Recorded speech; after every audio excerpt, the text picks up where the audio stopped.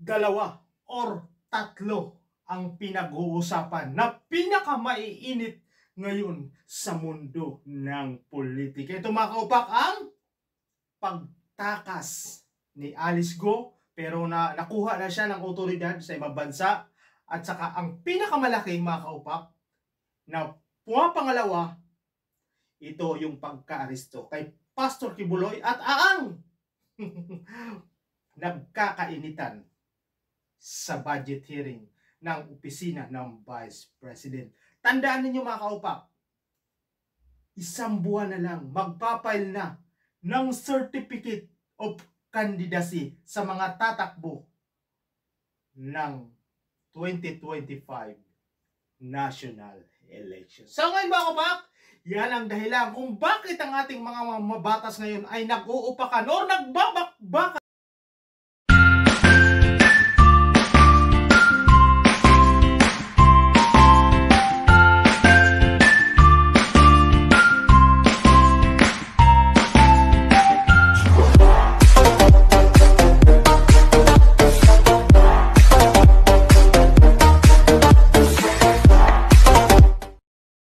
Actually mga kaupak, tatlo talaga ang pinakamalaking pinag-uusapan ngayon sa mundo ng politika. Ito yung kay Alice Go, kung saan hinahanap siya ng batas, pero siya ay nahuli din sa pamamagitan ng Interpol. Pero mga kaupak, move na tayo kay Alice Go kasi wala naman siya magandang sinasabi kundi puro pagsisinungaling. Dahil ang pinag-uusapan ngayon, ang pangalawa.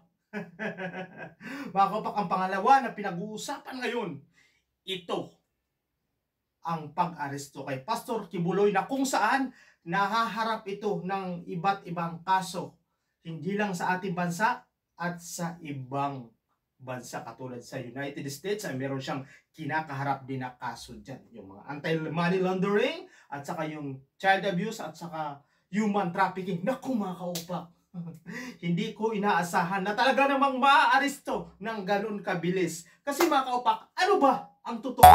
Na-aresto ba? Ito ba ay sumuko? Pero mga kaupak, sa aking palagay, tama yung aking palagay o teorya.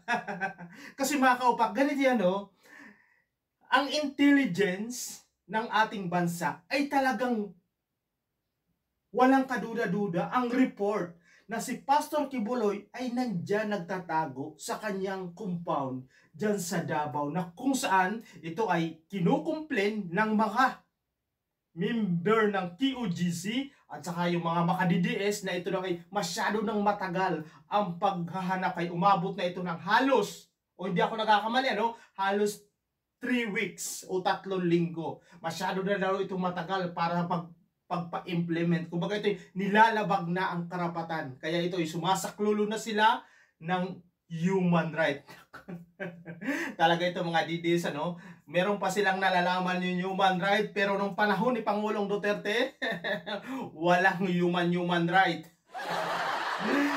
Mga kapak, dahil ito ay naaresto, ang sinasabi ng kampo ni Pastor Kibuloy, ito ay sumuko alang-alang sa kanyang mga membrong na, alam mo na, maraming napipinsala, may namatay, mayroong nasugatan, may mga injured, para lang maging maayos. Pero ito mga kaupak, hindi ito pinaniwalaan. Napakulo lang ito ng Pastor ni Kibuloy dahil mismo sa ating Pangulo at ang DILG, kinumpirma din ito na si Pastor Kibuloy ay nasusukol na.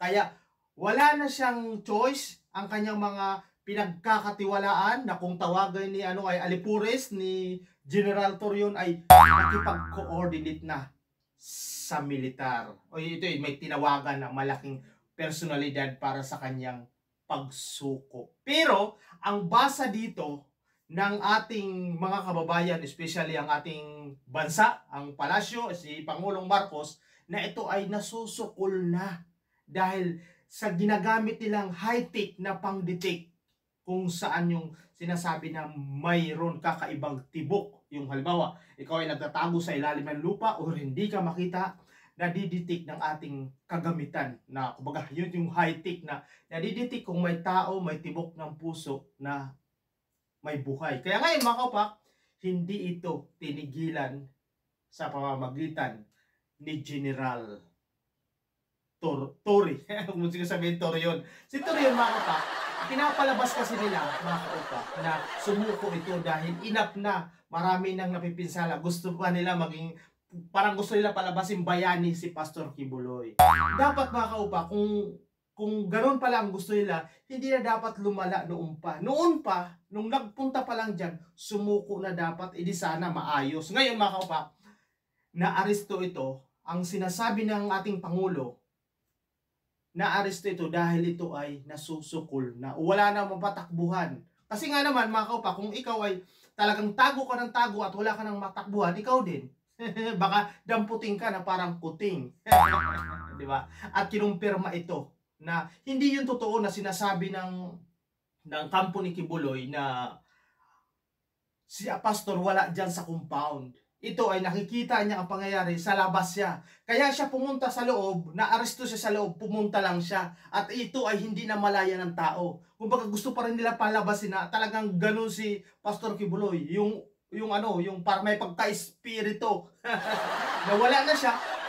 Pumunta lang siya doon sa loob para lang sumuko. Pero hindi yan totoo mga kaupak. Huwag nyo kayo magkapaniwala. Dahil ang totoo, wala na siyang lusot dahil siya ay nasusukol na ng ating alagad ng batas. So ngayon mga kapak, humarap na nga at saka nag-mugshot na sa PMP na kung saan hinarap siya sa korte sa mga kasong naglabas sa kanya ng warrant o para sa ito ay isinare ni DILG Secretary Binhor Abalos na nagkumpleto na mugshot na. Ngayon, haharapin ngayon ni Pastor Kibuloy ang kaso. Naku mga kaupak, talagang yan ang malaki. Kasi mga kaupak, alam naman natin na bago si Pastor Kibuloy siya ay napaka-powerful nung panahon ni Pangulong Duterte. Siya ay napakayaman, siya ay napaka-influensya, siya ang may-ari ng istasyon SMNI. Kung hindi ako nagkakamali, at saka ang dami niyang ari-arian. In fact, sa sobrang dami niyang ari-arian, si Pangulong Duterte, dating Pangulo, ay ginawa niyang property administrator. Naglalag ako, hindi alam. So ngayon mga kaupak, ngayon, ang pangalawa pangatlo na pala, yung budget hearing ni Vice President Sara Duterte na kung saan hindi dumalo ang dating ang Vice President sa budget hearing na kung saan meron pa sana tatanungin ang ilang membro ng ating Kongreso. Dahil sa halip ay naglabas na lang ito ng video ng mga akusasyon laban sa ating dalawang hindi naman pala dalawa, hindi naman mataas ba siya, no? Laban sa isang o dalawang congressman, nakakaupak ang gulo. Dalawang congressman, si Speaker Romualdez at saka si Ako Bicol Party List Saldico. Kasi Saldico mga kaupak, siya yung committee ng House of Appropriation.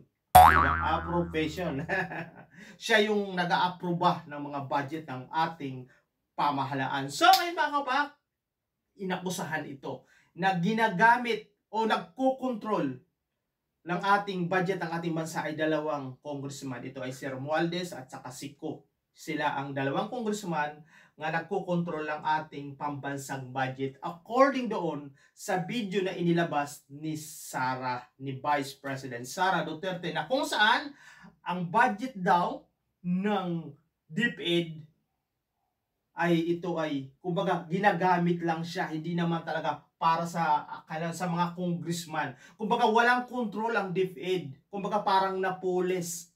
Kaya ito napilitan mag-resign. Naku mga kaupak. Kaya ngayon mga kaupak, sa huling budget o pangalawang budget hearing na dapat dadalo or magkakaalaman na kung ma-aproba ang budget na hiningi ng Office of the Vice President, ang sad dahil hindi dumalo si Vice President at sa kanya mga tauhan sa Office of the Vice President dahil parang binoykot nila at dito na insulto ang ating mga mababatas na dapat obligation sa batas na kapag ito ay may budget hearing or humingi ka ng pundo para sa iyong pinamumunuan na hensya, ito ay lahat na agency, duty on the Constitution yan, na lahat ng ating ahensya, ng ating pamahalaan, kapag ikaw ay humihingi ng budget, haharap ka sa Kongreso para ipaalam mo sa taong bayan, kasi ang mga congressman, hinalal yan ng kanya-kanyang distrito sa ating bansa. Ipaalam mo kung paano mo ginastos. Ngayon, mga kaupak, sad to say, dahil hindi dumalo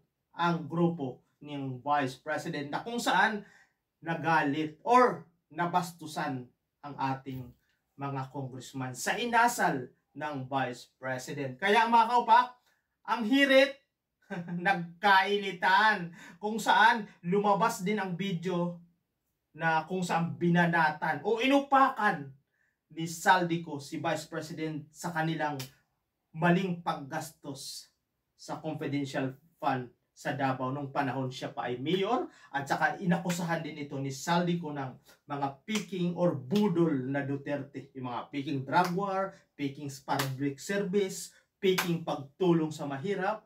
Kaya lalong nagkainitan, at kung saan meron isang congressman, ito ay si Sagip Party List, Marcoleta, na kung saan Marcoleta na kung saan tiniterminate na itigil na ang pagdinig ng budget. Kumbaga ito na.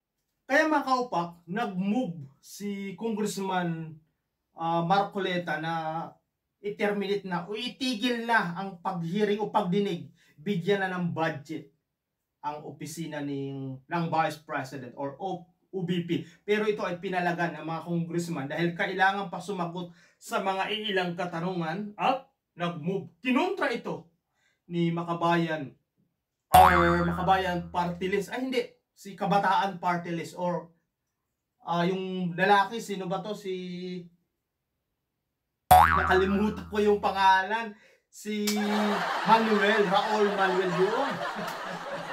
Na hindi daw, kung siya daw ay tatanungin, kaya dapat 128 million lang ang ibigay na budget, parang panggastos lang sa mga empleyado. Pero ito mga kaupak ay nagkaroon ng butuhan. Siyempre sa demokrasyang bansa, nagkakaalaman kung kaya mga kaupak, nung nagkabutuhan, naku, natalo ang kampo ni tatlo lang sila na bumoto sa pagdeterminate ng budget ng opisina ng Vice President. Siyempre, hindi papayag ng maraming congressman. Kasi sa bansa natin, mga kaupak, hindi naman pinapatakbo ang kongreso sa isang tao lang. Yan ay nagbubutuhan. At saka according dun sa law natin, kung sino ang demokrasya, kung sino ang mas maraming boto, yun ang mananaig. So, natalo si Marcoleta. Kaya pinagpaliban ulit ang budget hearing.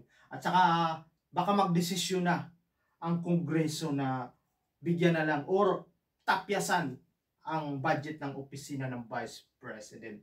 Kasi nga mga kaupak, talaga naman hindi maipaliwanag ng opisina ng Vice President kung saan niya ginamit ang mga confidential ng mga nakaraang taon na kinukumplain. Kaya mga kaupak, ginigiit ni Marcoleta na ang tradisyon daw na ang opisina ng Vice President ay hindi na tinatanong. Kumbaga nandoon na lang sila para formalidad. Kung di na tinatanong kung ano yung mga paano ginastos, ito daw ay dapat ay pagrespeto sa opisina ng Vice President. Tama naman yun, tradisyon daw yun. Pero, ang nangyari kasi mga kaupak, ang tradisyon inabuso, na kung saan humingi ng 125 million tapos nagastos lamang ng 11 days. So, hindi maganda yung tradisyon na yun. Kaya dapat baguhin yun. Kaya yung mga kaupak, kasi nung panahon ni Leni Robredo, i-mention doon sa hearing nung panahon ni Leni Robredo, mga 712 lang. At saka siya ang may highest audit rating ng COA. Samantala si Vice President Sara Duterte, merong notice disallowance na hindi may kaduda-duda ang kanilang report. Kaya ito, inuusisa